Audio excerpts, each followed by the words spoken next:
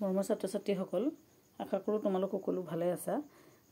আজি মই এতিয়া আছামিজ মেজৰ C3 অসমীয়া সংস্কৃতিৰ স্বৰূপ এই পেপাৰখনৰ এখন চেম্পল পেপাৰ দিবলৈ আগবাঢ়ি আহিছোঁ। দিবলৈ লোৱাৰ আগতে মই এটা কথা তোমালোকক কওঁ যে যিহেতু মই অসমীয়া বিষয়ৰ ওপৰত ইমান জ্ঞান নাই, হ'লেও তোমালোকে বহুতো অনুৰোধ কৰি থকাৰ কাৰণে বিষয় শিক্ষকৰ লগত আলোচনা কৰি আৰু লগতে ময়ো যিমান পাৰোঁ অধ্যয়ন কৰি তোমালোকক এখন চেম্পল পেপাৰ ৰেডি কৰি দিছোঁ। বহুতে যিহেতু কৈ আছা, গতিকে এজে হ'ল এনেকুৱাই যে পেপাৰ আহিব তেনেকুৱা কথা নাই, কিন্তু মডেলটো এইটো টাইপতে মডেল হ'ব। গতিকে তোমালোকে সেইটো চাব পাৰা আৰু দুই এটা কুৱেশ্যন মিলি গ'লেতো বহুত ভাল কথা, দুই এটা কুৱেশ্যন মিলি যাব পাৰে। গতিকে তোমালোকে বহুতে অনুৰোধ কৰি থকাৰ কাৰণেহে মই পেপাৰখন তোমালোকৰ আগত দাঙি ধৰিছোঁ।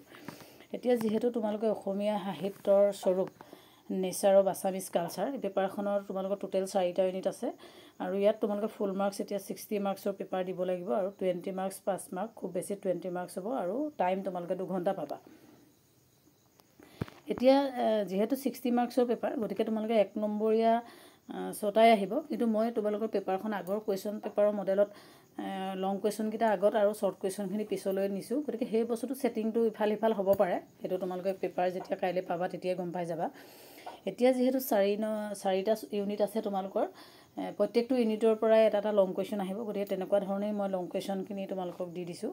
সংস্কৃতি বুলিলে কি বুজা, সংস্কৃতিৰ উপাদানসমূহৰ বিষয়ে এটি টোকা লিখা, সংস্কৃতিৰ সংজ্ঞা আৰু স্বৰূপ সম্বন্ধে এটি আলোচনা আগবঢ়োৱা। এনেকুৱা ধৰণে 1 নম্বৰ যিটো ইউনিট আছে সংস্কৃতিৰ সংজ্ঞা স্বৰূপ আৰু উপাদান, তাৰ পৰা আহিব পাৰে। আৰু 2 নম্বৰ ইউনিটটোৰ পৰা তোমালোকৰ আহিব পাৰে যে অসমীয়া সংস্কৃতিলৈ নৃগোষ্ঠীসকলৰ অৱদানৰ বিষয়ে এটি আলোচনা কৰা বা অসমীয়া সংস্কৃতিত অস্ত্ৰীসকলৰ উপাদান আৰু এই সম্পৰ্কেতে আলোচনা যুগুত কৰা, যিহেতু সেইটো টপিক তোমালোকৰ 2nd ইউনিটত সোমাই আছে। গতিকে মাৰ্কছবোৰ এনেকুৱা ধৰণে 10 মাৰ্কছেই হ'ব লাগে লং কুৱেশ্যনবোৰ, বা কোনোবা এটাত ভাগ কৰি দিব পাৰে 2+8কৈ। বাকী যিটো 3 নম্বৰ ইউনিট তাৰ পৰা তোমালোকৰ আহিব পাৰে অসমীয়া শিল্প, মৃৎশিল্প আৰু বস্ত্ৰশিল্পৰ বিষয়ে আলোচনা কৰা। এনেকৈ নম্বৰ ভাগ কৰি দিব পাৰে 4, 5, 4, 8। অৰ্থনৈতিক উন্নয়নত অসমীয়া শিল্পকলাৰ অৱদানৰ বিষয়ে উল্লেখ কৰা। এতিয়া অসমীয়া অৰ্থনৈতিক উন্নয়নত শিল্পকলাৰ অৱদান বুলি ক'লে যিমানকেইটা শিল্পৰ কথা দিয়া আছে, মৃৎশিল্প, বস্ত্ৰশিল্প, ধাতু শিল্প, বাঁহ বেতৰ শিল্প, গোটেই শিল্পখিনিৰ কথা তোমালোকে মিক্স আপ কৰি ইয়াৰ অৱদানখিনিৰ কথা উল্লেখ কৰিবা। আৰু যদি তোমালোকে মৃৎশিল্পৰ, বস্ত্ৰশিল্প এনেকুৱা ধৰণে অকল ডাইৰেক্ট কুৱেশ্যন আহে, তেতিয়া সেই শিল্প দুটাৰ কথা উল্লেখ কৰিবা। তাৰপাছত 4 নম্বৰ ইউনিটটোৰ পৰা তোমালোকক হ'বলগীয়া কুৱেশ্যন হৈছে যিটো স্থাপত্য দিছে ইউনিটটো তোমালোকক, মধ্যযুগীয় অসমৰ স্থাপত্য শিল্প সম্পৰ্কে এটি আলোচনা আগবঢ়োৱা, বা তাৰ লগত এটা দিব পাৰে আহোম যুগত নিৰ্মিত দৌল দেৱালৰ বিষয়ে এটি পৰিচয়মূলক টোকা লিখা। তাৰপাছত মই তোমালোকক শ্বৰ্ট নোটখিনি দিছোঁ। শ্বৰ্ট নোটটো ঠিক তেনেধৰণে 4টা ইউনিটৰ পৰা মিক্স আপ কৰি তোমালোকৰ 4টা শ্বৰ্ট নোট লিখিবলৈ আহিব আৰু 4 নম্বৰ আহিব খুব বেছি।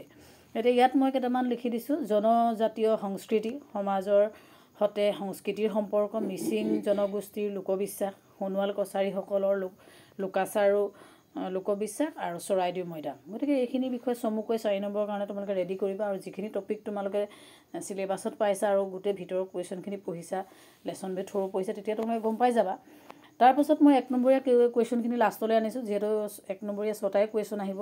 গতিকে তেনেকুৱা ধৰণে 6টা কুৱেশ্যন মই তোমালোকক চুজ কৰি দিছোঁ। এতিয়া ফ্লক ল'ৰ অসমীয়া প্ৰতিশব্দ কি? ইংৰাজী ফ্লোক কালচাৰ শব্দটো, প্ৰতিশব্দটো অসমীয়া ভাষাত লোক সংস্কৃতি শব্দ হিচাপে গ্ৰহণ কৰা হৈছে। আৰু তদুপৰি ফ্লক ল'ৰ শব্দটো হৈছে লোকবিদ্যা, আৰু ফ্লোক অৰ্থটো হৈছে লোক বা জন, আৰু ল'ৰ শব্দটোৰ অৰ্থ হৈছে বিদ্যা। গতিকে এটা দিছোঁ যদি 2টাই দি দিছোঁ, কওঁতে 2টাৰে কোনোবা এটা তোমালোকক আহিব পাৰে। গতিকে সেনেকুৱা ধৰণে কিছুমান কুৱেশ্যন চাবা। তাৰপিছত কিছুমান এনেকুৱা ধৰণৰ তোমালোকক কোটেশ্যন উঠাই দিব পাৰে, কোনে কৈছে ক'ব পাৰে। Culture is the man made part of environment, মানৱ সৃষ্ট পাৰিপাৰ্শ্বিক অংশবোৰেই সংস্কৃতি, এনেকুৱা ধৰণৰ কোটেশ্যন উঠাই দিব পাৰে, কোনে কৈছে সেইখিনি তোমালোকে চাবা। তাৰপিছত অসমৰ তিৱাসকলৰ কোনটো নৃগোষ্ঠীয় অন্তৰ্ভুক্ত? অসমৰ তিৱাসকল কোনটো নৃগোষ্ঠীয় অন্তৰ্ভুক্ত? সেইটো হৈছে তোমাৰ ভাৰতীয় কিৰাত গোষ্ঠী অন্তৰ্ভুক্ত। অসমৰ পুৰণি নাম দুটাৰ কথা আহিব পাৰে, প্ৰাগজ্যোতিষপুৰ আৰু কামৰূপ। গতিকে এইখিনি বস্তু তোমালোকে চাবা। নামদাঙৰ শিলৰ সাঁকো কোন যুগৰ স্থাপত্যৰ নিদৰ্শন? যিহেতু নামদাঙৰ শিলৰ সাঁকো তোমাৰ আহোম যুগত নিৰ্মিত, আৰু এইটো শিৱসাগৰ জিলাত অৱস্থিত। তোমালোকে চাগে গম পোৱাই সেইটো কথা। আৰু এইটো হৈছে আহোমসকলে নিৰ্মাণ কৰা শিলৰ দলঙৰ ভিতৰত আটাইতকৈ দীঘল আৰু বহল দলং আছিলে। বাথৌ পূজাত কি গছক পূজা কৰা হয়, বাথৌ পূজাক সিজু গছক বাথৌ দেৱতা হিচাপে পূজা কৰে আৰু এইটো বড়ো আৰু কছাৰীসকলৰ পৰম্পৰাগত এটা পূজা। গতিকে এনেকুৱা ধৰণৰ কুৱেশ্যনবোৰ তোমালোকে 1 নম্বৰীয়া আহিব পাৰে। গতিকে সেইখিনি চাবা। মডেলটো দিবৰ কাৰণে মই তোমালোকক দিছোঁ আৰু ইয়াৰ এটা দুটা কুৱেশ্যন মিলি যাব পাৰে, কিন্তু কমপ্লিট এইকেইটা পেপাৰে বা এইকেইটা কুৱেশ্যনে আহিছে বুলি যদি ভাবি পঢ়ি থাকা তেতিয়া কিন্তু বৰ বেয়া কথা হ'ব। সেইকাৰণে তোমালোকে থৰো পঢ়া, গোটেই ইউনিটকেইটা ৰিডিং কৰা, যিকোনো কুৱেশ্যন আহিলে তোমালোকে লিখিব যাতে পাৰা। ধন্যবাদ।